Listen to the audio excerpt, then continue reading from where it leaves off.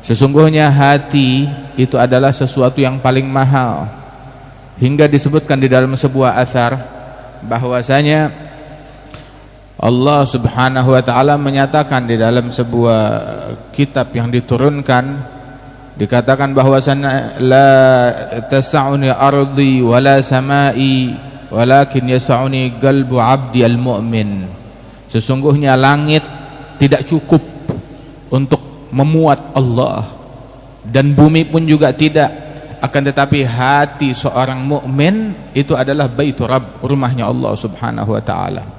Nah, karenanya itu hati kita ini adalah tempat pandangannya Allah, di mana Allah memandang hati kita.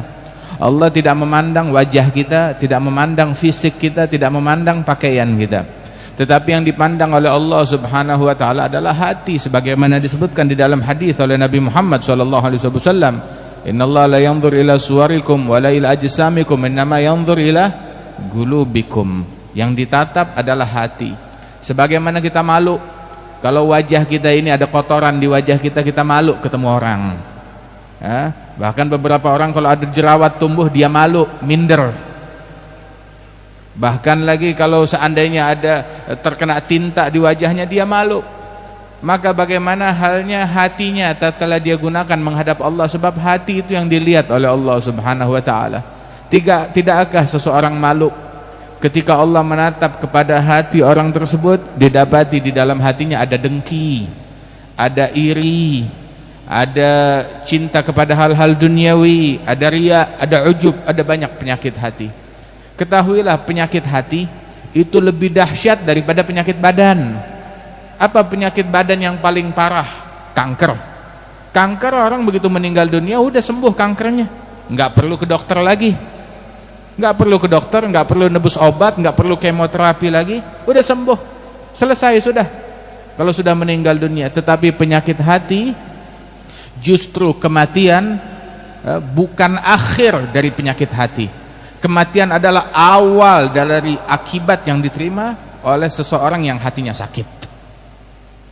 Yang namanya riya, yang namanya dengki, yang namanya hasad, itu besok di hari kiamat begitu orang meninggal dunia, dia bakal hadapi itu semuanya, hasil daripada kedengkian dia, hasil daripada riya dan ujub dia, hasil daripada penyakitnya hati dia.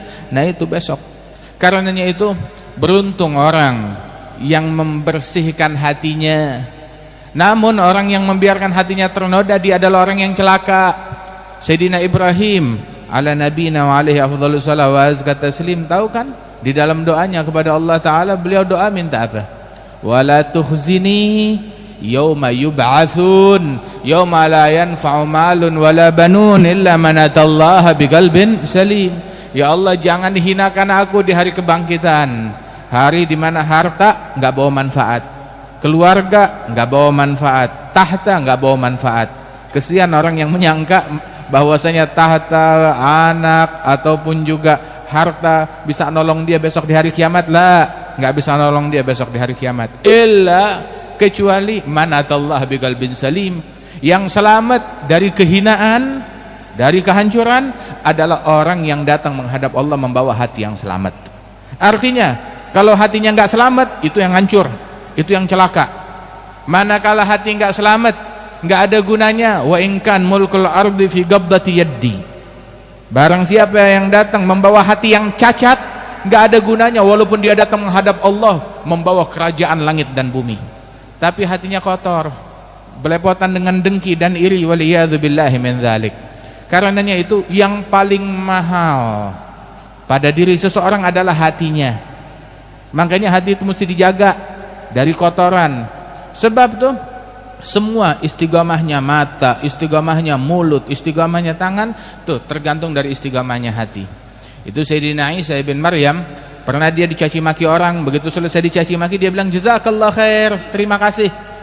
Bilang Hawariyin bilang kepada beliau, ya Rasulullah, ma tasma' ma yaqul, kamu enggak dengar apa dicaci maki sama dia? Kamu hanya mengucapkan, membalas tentang jazakallah khair, ucapannya Sayyidina Isa. Bilang hadza anfaqa ma indah wa anfaqtu ma indi. Dia menginfakkan apa yang dia punya kebencian itu yang keluar dari mulutnya. Sedangkan saya yang ada dalam hati saya cinta, syukur, terima kasih, doa, kebaikan, itu yang saya berikan kepada orang-orang. Ambil satu hikmah, wa kullu ina'in billadhi fihi yamdahu. Setiap wadah akan memercikkan isinya. Barang siapa itu orang ada gelas, isinya susu, yang keluar dari dia susu. Isinya air, yang keluar dari dia air. Isinya kotoran, yang keluar dari dia juga kotoran. Karenanya itu orang kalau udah ngomongnya kotor, membuktikan hatinya juga kotor, hatinya juga lebih busuk lagi. Barang siapa yang berucap yang tidak baik, berarti keburukan yang ada di dalam hatinya tersebut. Adapun mukmin, yang keluar dari dia adalah semuanya kebaikan, semuanya keluhuran, semuanya adalah kesantunan. Ketahuilah, dulu tuh Al-Imam Syekh Habib Bakar bin Salim itu beliau menceritakan, beliau cerita dalam kitab Miftahus Sarair, sekelompok orang sedang melakukan perjalanan. Tatkala di perjalanan, alhasil mereka terdampar, tersesat di hutan, nggak tahu jalan untuk masuk ke perkampungan. Mereka bingung, mana ini? Tahu-tahu di hadapan mereka ada seekor singa besar yang siap melahap mereka. Ketakutan, di depan mereka ada singa. Tahu-tahu itu satu orang soleh di dalam kelompok itu datang menghampiri singa tersebut. Dia kasih salam, dipegang telinganya tuh singa. Dia tanya, "Assalamualaikum, saya mau tanya, kami ini tersesat, tolong tunjukkan kepada kami di mana jalan ke perkampungan." Itu singa bagaikan kucing, hanya ngangguk-ngangguk aja, mengisyaratkan kepada mereka untuk ikutin dia, dibawa ke perkampungan terus jalan. Itu teman-teman yang ikut perjalanan bersama dia heran, "Kok kamu berani dengan singa? Umumnya manusia takut sama singa, kok kamu berani dengan singa?" Maka dia jawab sebuah kalimat. Dijawab sebuah kalimat, dia bilang, "Antum aslahtumul zahir fakhiftumul asad, wa nahnu aslahnal batin fakhafanal asad." Kalian fokus membangun, memperbaiki zahir, fisik, atribut kalian. Itu dia, sibuk dengan kulit, sehingga hasilnya kalian takut kepada singa, takut kepada makhluk. Sedangkan kami fokus memperbaiki hati, sehingga kami nggak takut apapun kepada selain Allah. Dan itu sebabnya Allah Ta'ala jadikan makhluknya termasuk singa takut kepada kami. Sayyidina Umar ibn al-Khattab pernah dulu di Madinah terjadi bencana kebakaran. Itu ada api yang berkobar, gas kah atau api yang berkobar dari gunung itu, hingga api itu membesar mendekati perumahan di Madinah. Maka Sayyidina Umar menghampiri api tersebut dengan rotannya, dia disamperin, pakai rotan. Itu api disamperin pakai rotan, itu api langsung mundur mengecil hingga padam di dalam gunung. Masya Allah.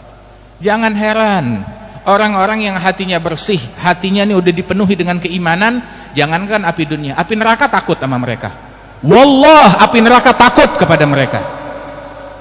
Itu disebutkan di dalam hadis bahwasanya mukmin yang hatinya dipenuhi oleh cahaya iman, besok ketika dia lewat di atas api neraka di jembatan Sirat, ini semua yang ada di sini bakal lewat di atas jembatan tersebut semuanya. Wa minkum illa wariduha kana ala rabbika hatman maqdiya. Tidak ada seorang pun pasti akan lewat di atas jembatan tersebut. Cuma yang selamat nggak tahu, lewat pasti, selamat nggak pasti. Mudah-mudahan Allah Ta'ala selamatkan kita semuanya. Ada disebutkan di dalam hadis, orang-orang yang hatinya dipenuhi oleh cahaya iman, hatinya udah bersih, berkilau, ketika dia lewat di atas jembatan Sirat tersebut, itu neraka yang di bawah mereka ketakutan. Itu neraka berkata, "Juz ya mu'min fa inna nurak tahrigu nari." Cepat lewat wahai mukmin, sebab cahayamu membakar apiku. Aku api neraka enggak kuat sama cahaya imanmu. Sampai-sampai beberapa aulia wassalihin disuruh masuk surga, dia nggak mau. Dia hampiri neraka. "Saya masih punya teman ada di dalam api neraka." Dia bilang, "Hei neraka, keluarkan teman-teman saya, orang-orang yang dekat sama saya. Kalau enggak saya masuk, nggak tanggung kalau padam neraka itu." Hingga dikeluarkan. Hakadha, sebagaimana disebutkan di dalam sebagian athar. Karenanya nih, bersihkan hati kita. Orang kalau udah hidup dalam keadaan hati bersih, udah hidup, tinggal loncang-loncang kaki, nggak peduli. Antum tahu Al-Habib Ali bin Abdurrahman Al-Habsyi hidup di zaman kapan?